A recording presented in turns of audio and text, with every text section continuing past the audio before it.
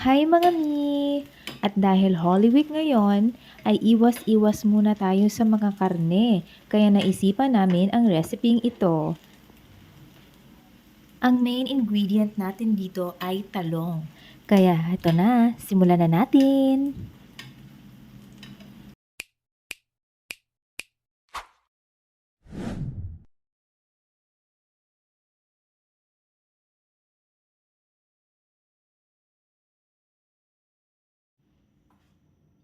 At simulan natin sa paghahanda ng ating main ingredient na talong.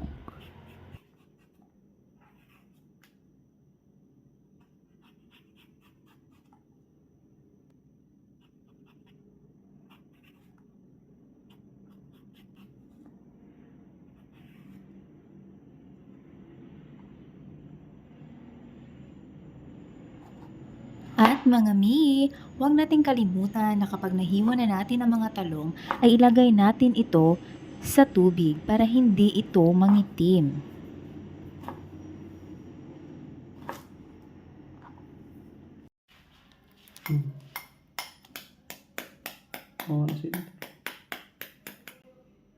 At para maging malasa ang ating niluluto, ay huwag nating kalimutang ito'y timplahan at mismo sa itlog natin ilagay.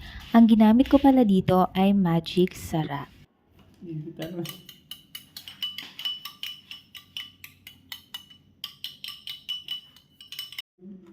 At nag-prepare nga pala ako ng crispy fry at flour na akin nang hinihalo at tsaka bago ko inilagay ang talong ay akin muna itong pinapatuyo gamit ang tissue.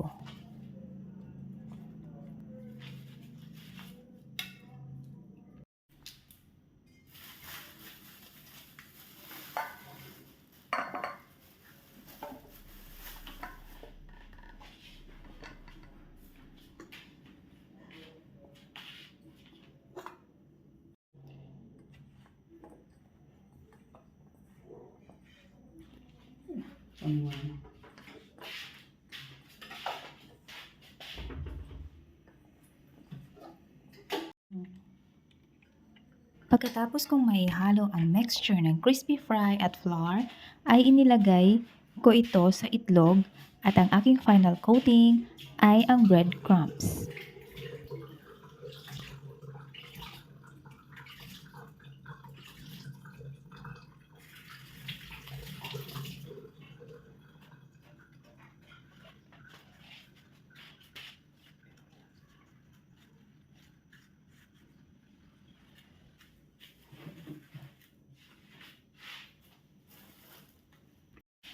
At ayan, at ready na ang ating eggplant sa pagpiprito. At siguro naman mga mi ay alam nyo na kung paano magprito. At panoorin na lamang ito hanggang sa dulo dahil ganito lamang kadali ang reseping ito. At hanggang sa huli, maraming salamat at huwag niyo rin kalimutang mag-subscribe sa aking channel para sa iba pang mga recipe na aking natutunan.